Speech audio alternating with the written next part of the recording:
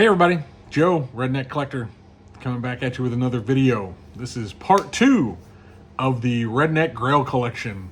Excited to show some more cards. Hopefully y'all checked out the first video, kind of building up to the crescendo. Probably going to do a third video to really show the best cards off from this collection. So stick with me. Hopefully you're not too bored with this. I'm still geeked up, still excited sharing these cards.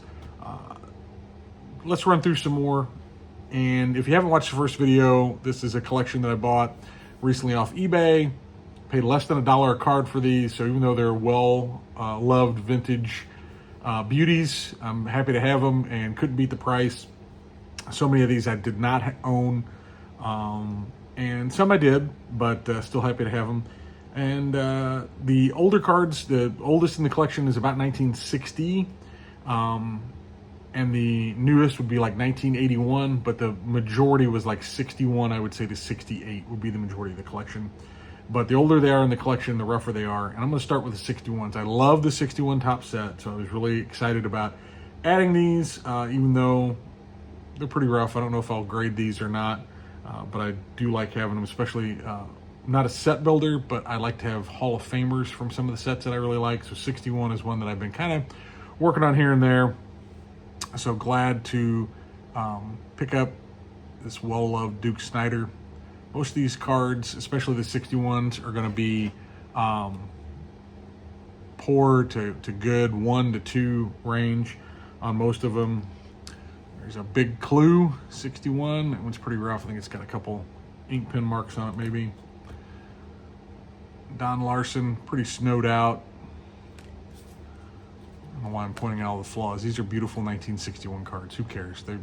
These were in somebody's collection. They were well loved. There's Bobby Richardson. It's a very cool card. Red's Heavy Artillery with Mr. Pinson, who should be in the Hall.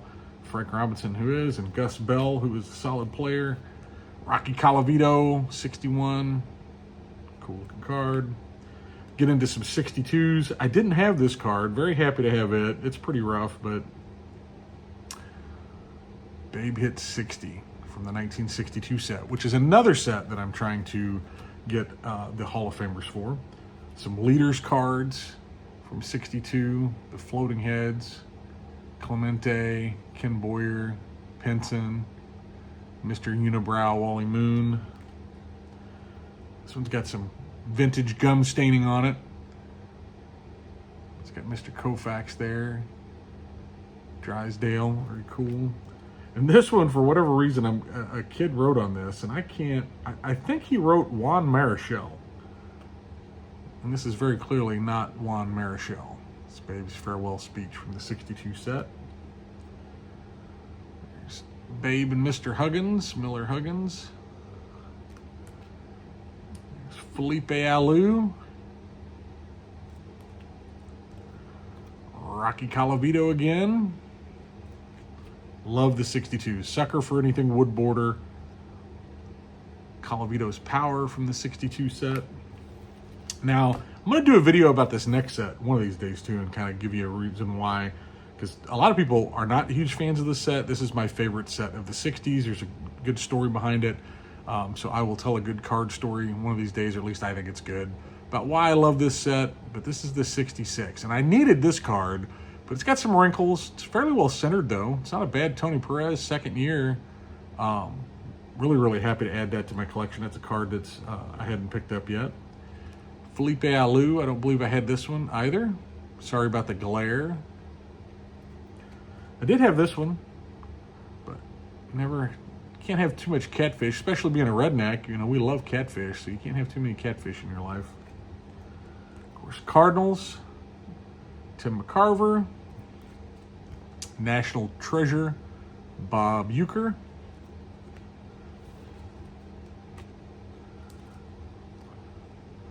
Juan Marichal. Should have told that kid. This is Juan Marichal. The other guy was Babe Ruth. And Billy Williams. I believe this is maybe considered a high number or a semi-high number. It's off-centered, but one I needed for the set.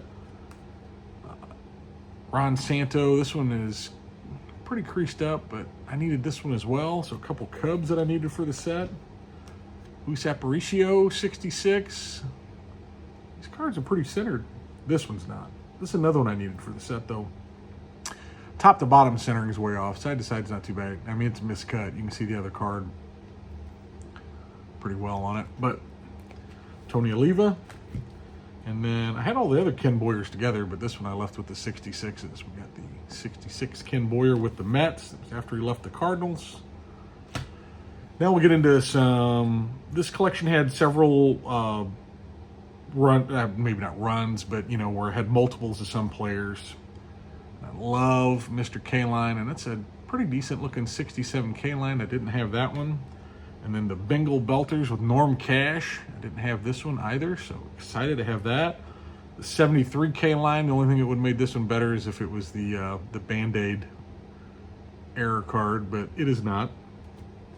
Got some cool Frank Robinson. This is a 63 post. All the posts were pretty poorly cut, but I didn't have very many postcards, post serial cards. So I thought that was cool. Here's a 61 Frank.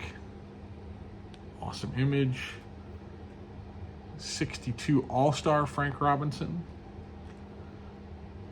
67. Pretty good centering on that. 67 Frank Robinson. The Champs with Frank Robinson, Hank Bauer, and Brooks Robinson. Very cool card. Very, very cool card. 68 All-Star Frank Robinson.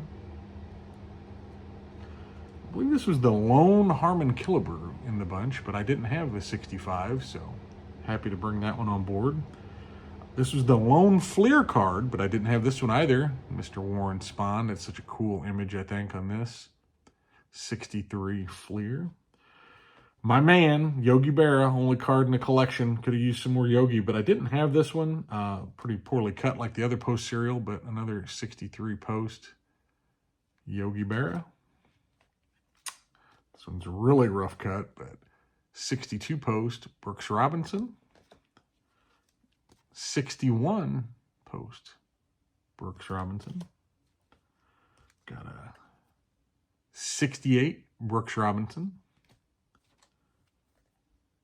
73 Brooks Robinson, cool image. The 73s has some cool action shots, I think. This is a 62 post, Mr. Eddie Matthews, underrated player. 65 Ed Matthews. I didn't have, I mean, I'm filling in a lot of gaps I had on these player runs, so I'm just so ecstatic to have him. 67 Ed Matthews. About a 68 Ed Matthews. So whether or not I grade these, I do like the registry. I've talked about that and love to fill these out. I aspire to be like Mike Baseball Collector and Chris from Missouri. But even if I don't, I'm very, very happy to have these. There's a 65 Whitey Ford. I did not have this one. 67 Whitey Ford. I did have it, but pretty good centering on that one. And again, a lot of these are in good, very good, some poor condition. There's Don Drysdale. That is a 62. I can't tell the post as well just by looking at them. I have to look on that bottom stat line to tell. 64 Don Drysdale. Some vintage gum staining on the front of this one, but a 67 Don Drysdale. We got Luis Aparicio, 68. Some of these I put in order and some I did not. I don't know why. 61 Luis Aparicio. Didn't have that one with the 61s. Got some nice Orlando Cepeda cards. So there's 62. All-Star, very cool. And then, of course, I love the Cepeda cards when he's with my Cardinals. They lost this year. No, they won in 67. I'm sorry, they won. This is year MVP, I believe, for Cepeda in 67. Correct me if I'm wrong. I'm sure y'all will, but I thought that was a year. I know he had a good year, and I feel like that was an MVP year. 68 All-Star. This is the year they lost to the Detroit Tigers. 68. Got our revenge, though. Took us several decades, but we got to retaliate for 68 back in 06. 67 Joe Morgan. I love Joe Morgan. Sunday Night Baseball was Joe Morgan and John Miller from my childhood. Nothing will ever replace that. I know some people didn't like that combo. I absolutely loved it. I thought they just fed off each other very well. 68 Joe Morgan All-Star. It's a really clean card. It's probably, VGEX. Some of the cards in here were. 73 Joe Morgan. Big Red Machine. 68 Rod Carew, another pretty clean All-Star. So you can see, lower grade, but just chock full of Hall of Famers, should be Hall of Famers, All-Stars. Provided me hours of entertainment last night. My wife was laughing because I got this collection in the mail yesterday. Didn't expect it. Got here from California.